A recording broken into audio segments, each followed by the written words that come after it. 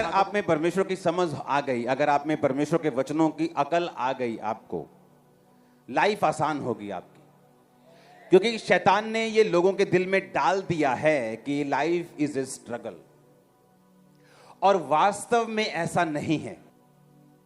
आपने कभी ऐसा देखा है कभी कि हस्बैंड वाइफ बात कर रहे हैं, चलो आओ 2-3 बच्चे पैदा करते हैं ताकि वो खूब संघर्ष कर सकें, खूब बीमार रहें जब वो बड़े हों, खूब फाइनेंशियल स्ट्रगल में रहें, बीमार हॉस्पिटल के बाद हॉस्पिटल घूमें, अच्छी तरह से बेइज्जत हों, चलो आओ 2-3 बच्चे पैदा करते हैं। ऐसा होता है क्या? एक मजदूर, एक लो इनकम क्लास फैमिली भी यही सोचती है अपने बच्चों को बाहर भेजना पढ़ने के लिए। जो हमने संघर्ष किया है ये लोग नहीं करेंगे, क्योंकि बाइबल कहती है अगर तुम बुरे होकर अपने बच्चों को भली वस्तु देना जानते हो, तुम डाका भी मारते हो, चोरी भी करते हो अपने बच्चों को पालने के लिए, लेकिन परमेश्वर कहता है तुम बुरे होकर अपने बच्चों को भली वस्तुएं देना जानते हो, तो तुम्हारा स्वर्गीय पिता अपने मांगने वालों को अच्छी वस्तुएं क्यों नहीं देगा। और जब ये बात आपके खाने में पड़ गई, सुनो, जो परमेश्वर ने कहा अगर तुम्हें ये खाने में पड़ गई कि अगर तुम्हारा बुरा बाप, बुरे लोग अपने बच्चों को बुरे होकर अच्छी वस्तुएं देना जानते हैं, तो मैं तुम्हें क्यों नहीं दूंगा। तो ये खाने में जाना जरूरी है कि परमेश्वर हमें भली वस्तुएं देने के लिए अपने पास बुलाता है, और शैतान नहीं चाहता कि हम वो देखें जो परमेश्वर हमें दिखाना चाहता है। रोज की रोटी का जो पहला प्रोग्राम था उसमें क्या वचन दिया था कि शैतान जब हवा के पास आया उसने कहा ये कौन सा फल है जो तूने खाने के लिए प्रभु ने मना किया है। कहती है भले और बुरे के ज्ञान का वृक्ष है, सारे फल हम खा सकते हैं पर ये फल नहीं खा सकते क्योंकि जिस दिन हम ये फल खाएंगे मर जाएंगे। कहता चल ली ना होवे, वही तो फल है खाने वाला, यही खा के तो तू परमेश्वर दे समान हो जाना, तू परमेश्वर दे वांगू हो जाना, तेन पता लगन लग जाना चंगी माड़ी हर गल दा। परमेश्वर नहीं चाहता तू ये वेखें। शैतान झूठ के साथ आता और वो झूठ के साथ आया और हवा को भरमाया। हवा ये भूल गई कि वो पहले से ही परमेश्वर के समान बनाई गई है। बाइबल कहती परमेश्वर ने आदम को, हवा को अपनी समानता में अपने जैसा बनाया। एग्जैक्ट परमेश्वर ने अपनी कॉपी आपको और मुझको बनाया। तो ये पहले से हम कॉपी थे, तो उसको शैतान ने उसको भरमा दिया कि नहीं ये खाना पड़ेगा तेरे को। बाइबल कहती जब उसने खाया और परमेश्वर जब शाम को वाटिका में घूमने के लिए आया तो परमेश्वर ने कहा आदम तू कहां है। उसने कहा मैं तेरी आवाज सुनकर छुप गया था क्योंकि मैं नंगा था। उसने कहा किसने बताया तू नंगा है, क्या तूने वही फल खाया जो मैंने खाने के लिए मना किया था। कहना हाँ, हवा ने मुझे दिया और मैंने भी खाया। और तब वो डिसीजन लेने लगे क्या अच्छा है और क्या बुरा है। कुछ बुरी घटना हो गई, ये बुरा है। इसहाक की 20 साल शादी नहीं हुई, ये बुरा है। और जब मसीह में आप लोग आते हैं और मसीह को ग्रहण करते हैं कि वो मेरे लिए काठ पर लटकाया गया ताकि मेरे श्राप खत्म हो, वो श्रापित बना। जब हम उस श्राप से जो आदम और हवा से हमारे ऊपर आया और बुरे और भले के ज्ञान की आंखें हमारी खुल गईं, यीशु मसीह में आने के बाद परमेश्वर वो आंखों को बंद करता है। फिर हम अपना भला बुरा नहीं सोचते, हम ये कहते हैं कि सब बातें मिलकर भलाई को पैदा करती है जो मसीह यीशु से प्रेम करते हैं। अब हमारे लिए जो ट्रबल है, जो मुश्किलें हैं, जो कठिनता है, जो परीक्षा है, अब वो हमारे रोने का कारण नहीं है। अब हम आदम और हवा की तरह नहीं सोचते। अन्य जातियां जो इस श्राप के नीचे हैं, जब उनके साथ कुछ बुरा होता है कहते हमारे साथ बुरा हो गया। लेकिन जब एक मसीह व्यक्ति उस पोजीशन से होकर गुजरता है, वो कहता है परमेश्वर कुछ बड़ा काम मेरी जिंदगी में कर रहा है। वो भला और बुरे के ज्ञान की आंखें बंद कर दी परमेश्वर यीशु ने। वो नहीं चाहता था, अब अपने बच्चे को नहीं चाहते कि वो उन चिंताओं को समझे जो बिजनेस करने में आती हैं, जॉब करने में आती हैं। आप चाहते हैं वो आनंद ले, वो दूध पिए, खाना खाए, टीवी देखे, एंजॉय करे लाइफ का, स्कूल जाए, दैट्स इट। लेकिन इंसान की फितरत है जो उसके पास नहीं है उसको वो देखना चाहता है, जो उसको करने के लिए मना किया जाता है उसको वो करना चाहता है। हालेलुया। लूका 23 उसकी 26 से 43 आयत। जब वो उसको लेकर जा रहे थे तो उन्हें शमौन नामक एक कुरेनी को जो गांव से आ रहा था पकड़कर उसका क्रूस उस पर लाद दिया कि वो यीशु के पीछे पीछे ले चलें। लोगों की बड़ी भीड़ उसके पीछे होली और उसमें बहुत सारी स्त्रियां भी थी जो उसके लिए छाती पीटती और विलाप करती थी। यीशु ने उनके ओर मुड़कर कहा, हे यरूशलेम की पुत्रियों, मेरे लिए मत रोवो, पर अपने और अपने बालकों के लिए रोवो, क्योंकि वो दिन आते हैं जिसमें वो कहेंगे, धन्य है वो बांझ जो बांझ है, और वो गर्भ जो ना जने, और वो स्तन जो ना उन्होंने दूध पिलाया। यीशु मसीह के क्रॉस पर जब उनको लेके जा रहे थे तो स्त्रियां रो रही थी, और बाइबल कहती है जब औरतें रो रही थी तो परमेश्वर ने मुड़ के उनसे कहा कि हे यरूशलेम की पुत्रियों, मेरे लिए मत रोवो, पर अपने और अपने बालकों के लिए रोवो। आप जानते हैं यीशु मसीह ने ऐसा क्यों कहा? दो चीजें हैं। जब परमेश्वर का वचन बहुत सिंपल लेकिन एक्स्ट्रा पावरफुल है, जो समझ से आम लोगों की समझ से बाहर है, लेकिन आपके लिए सिंपल भी है और पावरफुल भी है। जब परमेश्वर आपको यह कहता है कि तुझे भला और बुरे का ज्ञान रखने की जरूरत नहीं, तू जीसस क्राइस्ट को जब ग्रहण करता है, जब तू परमेश्वर में आता है जेन्युइनिटी के साथ, पवित्रताई के साथ, पूरे तौबा वाले मन के साथ परमेश्वर में चलता है, तो सब बातें मिलकर भलाई को पैदा करती। मेरा बिजनेस चल गया, भलाई पैदा हुई। विरोध आया, भलाई पैदा हुई। सुनो, इसका मतलब जब परमेश्वर आपको यह कहता है अपने दुश्मनों के लिए प्रार्थना कर और उनको आशीष दे, कहता है कि नहीं कहता? इसका मतलब यह कतई नहीं है कि परमेश्वर उनको छोड़ेगा। उसने आपको छोड़ने के लिए बोला है। जिस दिन बाइबल की समझ आपको आती है, परमेश्वर कहता है अगर तू अपने दुश्मन को माफ कर दे तो तू उसके सिर पर अंगारों का क्या लगाएगा? ढेर लगाएगा। लेकिन अगर तू अपना बदला आप लेना चाहे तो अभी भी तू आदम और हवा के श्राप के नीचे है, जो भले और बुरे का ज्ञान रखकर खुद परमेश्वर की सीट पर, खुद परमेश्वर अपनी लाइफ का खुदा बनना चाहता था कि मैं अपनी मर्जी का मालिक हूं, मुझे कोई नहीं सिखा सकता, मैं क्या करूंगा ये मेरी मर्जी है। लेकिन परमेश्वर ने नहीं चाहता आप ऐसा करें। जीसस क्राइस्ट को जब लेके जा रहे थे, उससे पहले एक घटना हुई थी मत्ती 27 उसकी 24 से 26 में। पिलातुस ने देखा कि कुछ बन नहीं पड़ता परंतु हुल्लड़ बढ़ता जाता है, तो उसने पानी लेकर भीड़ के सामने अपने हाथ धोकर कहा, मैं यीशु मसीह के लहू से निर्दोष हूं, तुम जानो।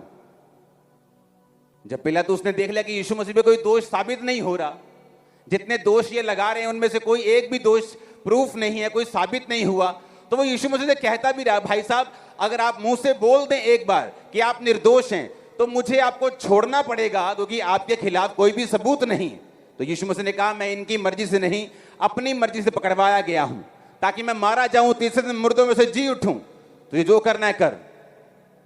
बाइबल कहती है पिलातुस बाहर आके एक कटोरा लिया, अपना हाथ उसमें धोया और बोला, मैं इस धर्मी के लहू से निर्दोष हूं। महायाजक नीचे बोले, जो भीड़ इकट्ठी करके गए थे, यरूशलेम के लोगों की भीड़ थी, वो यरूशलेम के निवासी थे, वो लोकल लोगों की भीड़ थी, उन्होंने भरमा दिया उसको, चल शाम का मुर्गा मेरी तरफ से, ये शाम की पार्टी मेरी तरफ से, ले उठा 2,000 सब, और बोलो यीशु मसीह का लहू हमारे और हमारी संतान पे हो, डोंट वरी, चढ़ा दो इसे क्रूस पे। और सब क्या बोले 25 आयत में, सब लोगों ने उत्तर दिया, इसका लहू हम पर और हमारी संतान पर हो। तो जब लोगों ने बोल दिया कि इसका लहू हम पर हो, हमारी संतान पे हो, तो बाइबल कहती पिलातुस ने छोड़ दिया बरअब्बा को, डाकू को छोड़ दिया, परमेश्वर को सौंप दिया कि जाओ इसको कोड़े लगाओ और उसके बाद क्रूस पे चढ़ा दो, कि जाओ इसे अब कोड़े लग गए तो क्रूस पे ले जाओ, खत्म कर दो इसको। और जब क्रूस पे चढ़ाने के लिए परमेश्वर को लेके जा रहे थे तो कोड़े लग चुके थे उस समय।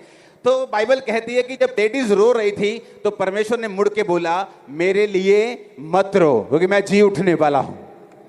सुनो, अब रोना है तो अपने बच्चों के लिए रो।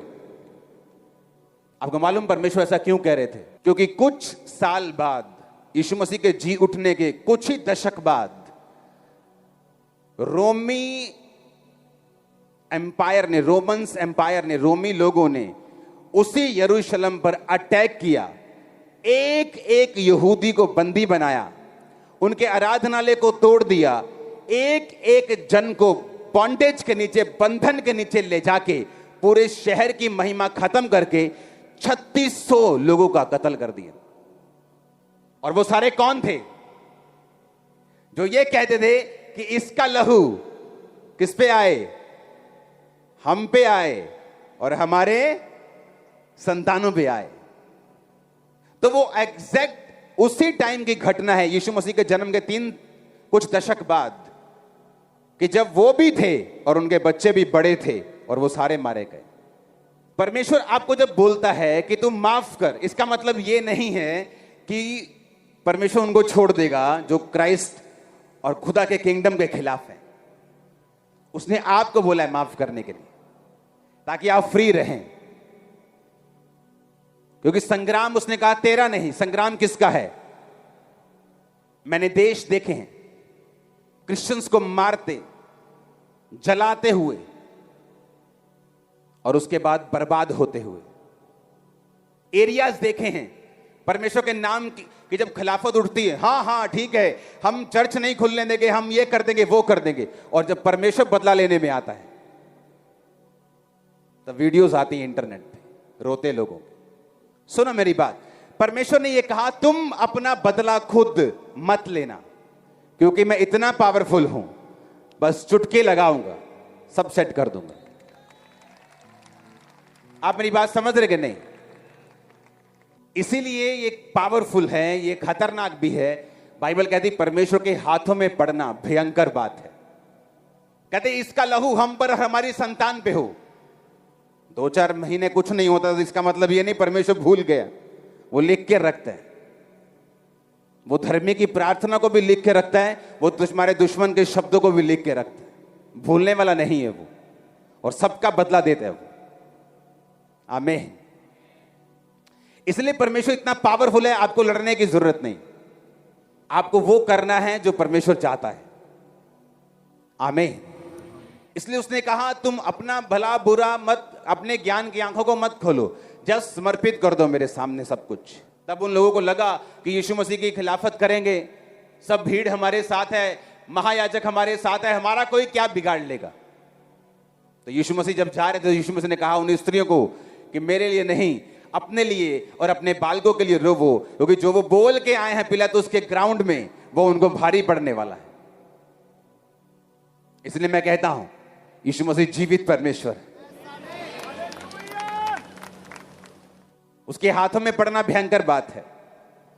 और जब वो काम बदला लेने भी आता है, बस कर देते लोग, दुखी हो जाते। वो नहीं चाहता हमारी धर्म वो भरे और बुरे की आंखें खुले, हम धर्म पे चले, वो यही चाहता है। वो नहीं चाहता हम अपना भला बुरा सोचें, वो ये चाहता हम उसके हाथों में समर्पित रहें।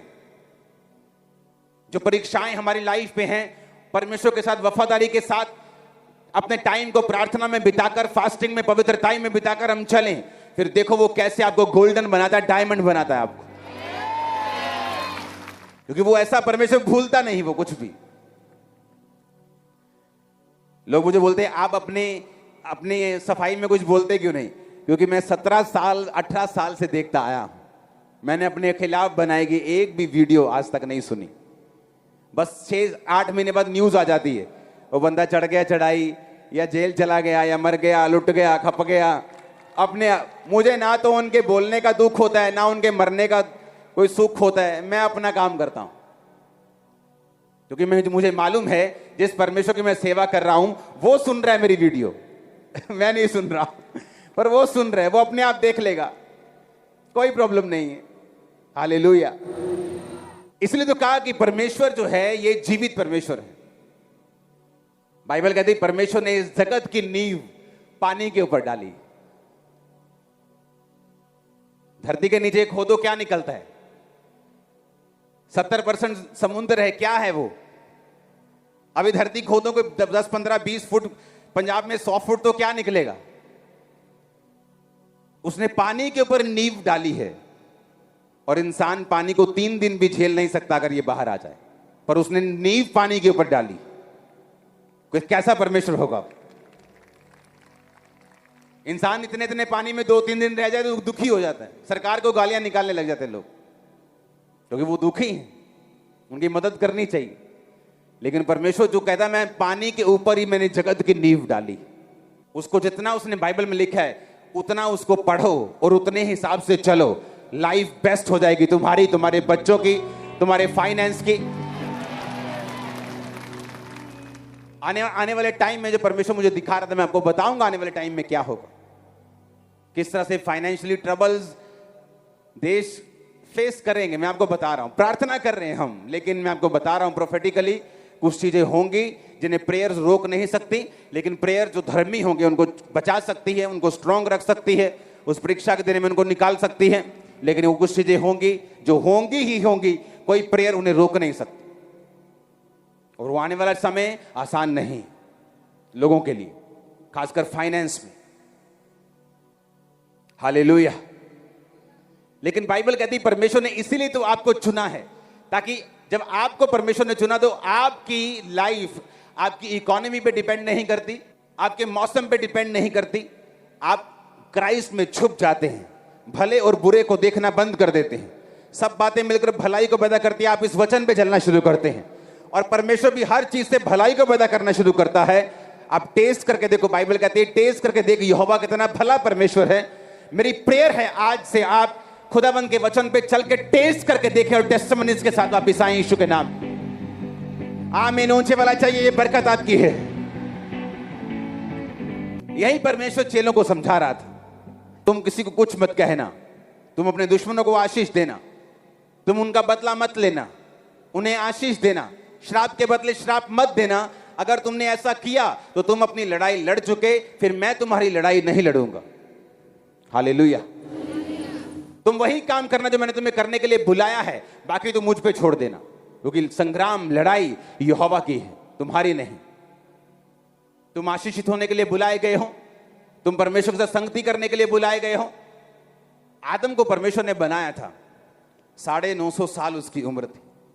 आपकी किडनीज जब ओरिजिनली बनाई गई थी तो इस तरह से बनाई गई थी कि 950 साल, 969, 70 साल, 1000 साल ये लगातार काम करेंगे, कभी खराब नहीं होगी। हार्ट बनाया गया था, कभी खराब नहीं होगा। 900 साल शादी होती थी 160 साल में, 105 साल में। लेकिन बाइबल कहती है जब इंसान पाप करता गया तो परमेश्वर ने जब देखा कि इंसान शरीर ही है और ये पाप करता जा रहा है, तो परमेश्वर ने कहा अब इंसान की उम्र 120 होगी। आप नहीं जानते परमेश्वर क्या क्या लोगों का कम कर देता ऊपर से देख के, कि जब वो परमेश्वर की आज्ञाओं पे नहीं चलते। परमेश्वर ने कहा दाऊद मैं तुझे बहुत कुछ देने वाला था, अभी तो मैंने तुम्हें इजराइल राज्य दिया था, पहले यहूदा दिया, फिर मैंने इजराइल के 12 के 12 गोत्र तुम्हें दिए, बहुत सा सोना दिया, बहुत से लोग दिए, अभी तो मैं तुम्हें और भी बहुत कुछ देने वाला था, लेकिन अब बस जब तुमने पाप कर लिया बत्शेबा के साथ, अब बस अब मैं अपना विचार बदल चुका हूं। इसलिए मैं कहता हूं आपकी लाइफ में कितना आप बढ़ेंगे इस बात पे निर्भर नहीं करता कि परमेश्वर क्या चाहता है, इस बात पे निर्भर करता है आपकी कैपेसिटी क्या है, आप कितना ले सकते हैं परमेश्वर से। आपकी तनख्वाह 15,000 थी, आप शराब नहीं पीते थे। आपकी तनख्वाह 45,000 हो गई, अब थोड़ी थोड़ी वाइन पीने लगे। आप हार्ट के लिए अच्छी होती है थोड़ी थोड़ी। तो परमेश्वर सोचता है तू गरीब ठीक था, तू 15,000 में ठीक था, तू 45 लेकर शराब पीने लगा है। तू ठीक था गरीब, तो सीधा चर्च आता था, गाड़ी लेने के बाद अब तू लड़कियों को घुमाने लगा है। मैं पछताता हूं तुझे ब्लेस करने से, आगे से मैं तुम्हें इतना ब्लेस नहीं करूंगा। तू अच्छा था जब नोकिया 1100 तेरे पास था, जब फोन करता था, अब स्मार्टफोन है तो तू ब्लू फिल्म को देखता है, मैं तेरी ब्लेसिंग को रोक के रखूंगा। जब परमेश्वर ने कहा आदमी के साथ मैं सदा लो विवाद ना करता रहूंगा, क्योंकि आदमी शरीर ही है, इसलिए मनुष्य की आयु 120 साल की होगी। तो आपको क्या लगता है, क्या अनाउंसमेंट हुई थी स्वर्ग से, अनाउंसमेंट हो रही है कि भाई साहब तुम्हारी उम्र 120 होगी? अब परमेश्वर ने दिल में सोचा अपने, या स्वर्गदूतों से बात की होगी। लेकिन जो लोग धरती पे एंजॉय कर रहे थे उन्हें यह बात नहीं मालूम थी। आज वही हाल लोगों का है, उन्हें मालूम नहीं कहां से वो कट हो रहे हैं, किधर से। आप स्टोरी सुनो लोगों की। मैं बड़ा आशीषित था, सन 1980 में मेरी बड़ी सेवकाई थी, सन 1995 में मेरा बड़ा बिजनेस था। उसके बाद क्या हुआ? परमेश्वर आपको टेम्परेरी आशीष नहीं देता। आप अपने बच्चों को एक दिन अमीर और एक दिन गरीब नहीं रखना चाहते। आप चाहते आपके बच्चे सदा आशीषित रहें। परमेश्वर चाहता आपकी लाइफ, आपके पूरी फैमिली हमेशा ब्लेस्ड रहे। लेकिन वो इंसान की करतूतें हैं जो परमेश्वर आसमान से सोचता है कि अब इसकी ब्लेसिंग को मैं कम करूंगा। अपनी कैपेसिटी बढ़ाओ। कैसे? खुदा ने जो दिया, आप साइकिल पे थे, आप चर्च में आए पवित्रताई में चलते हुए, अब गाड़ी ले ली आपने, अब 2 रूहों को आप लेके आते हो चर्च में। खुदा कहता है मैं तुम्हें और दूंगा। तुम बीमार थे तो चर्च में आते थे, अब तुम हील होके 10 लोगों को लेके आ रहे हो। खुदा सोचता मैं तुम्हें और बरकत दूंगा। दाऊद के बारे में उसने सोच के रखा हुआ था। कहता दाऊद मैंने सोच के रखा था मैं तुम्हें और भी बहुत सी ब्लेसिंग दूंगा क्योंकि तू मेरे दिल के अनुसार चलने वाला था। लेकिन जब से तूने ये पाप किया है मैंने अपना विचार त्याग दिया है। अब जो है तेरे पास बस यहां स्टॉप कर दूंगा। और परमेश्वर तो बदलता नहीं। वो दाऊद के बारे में वही सोचता था, नूह के टाइम में लोगों के बारे में वही सोचता था। आज भी वो आपके बारे में, मेरे बारे में यही सोचता है कि जितना हम थैंक्स गिविंग करेंगे, जो खुदा दे रहा है उसके लिए थैंक्स करेंगे, पवित्रताई में रहेंगे, सामर्थ में चलेंगे।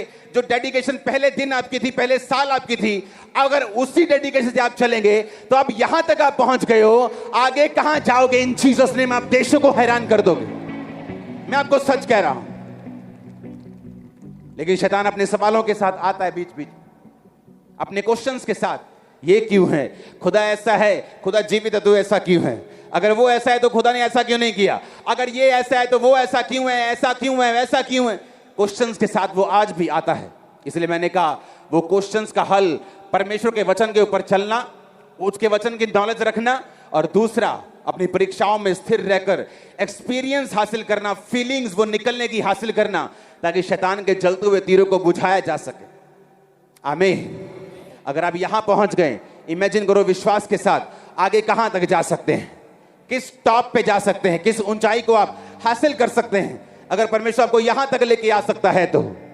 इसलिए उसने कहा आत्मा को मत बुझाओ, भविष्यवाणियों को तुच्छ मत समझो, गैर भाषा में प्रार्थना करके अपने अति पवित्र विश्वास में बढ़ते रहो, क्योंकि तुम्हारा परमेश्वर सोया नहीं।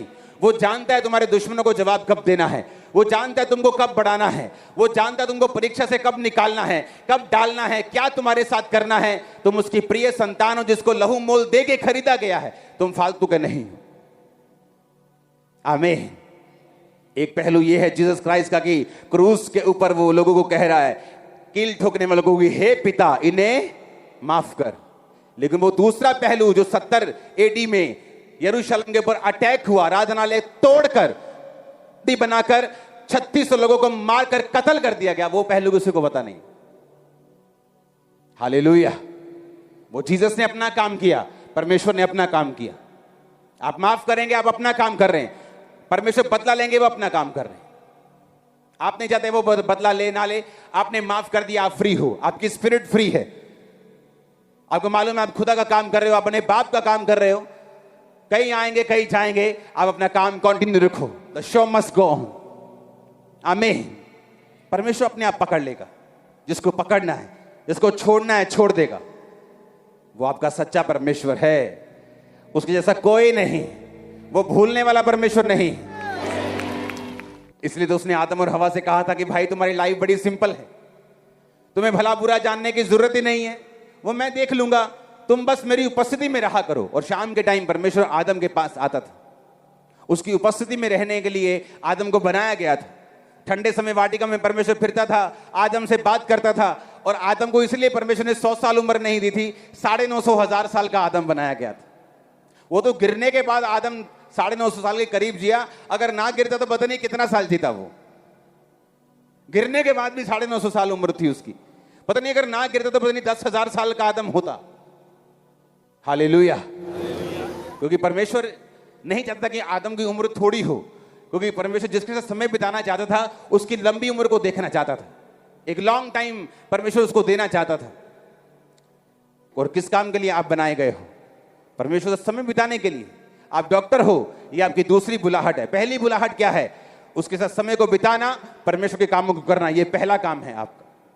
और जब आप पहला काम अच्छी रीति के साथ करेंगे तो परमेश्वर मेक श्योर करेगा आपकी इस लाइफ की सारी चीजें, उम्र लंबी हो, वो ब्लेस्ड हो, वो शैतान के अटैक से बाहर हो।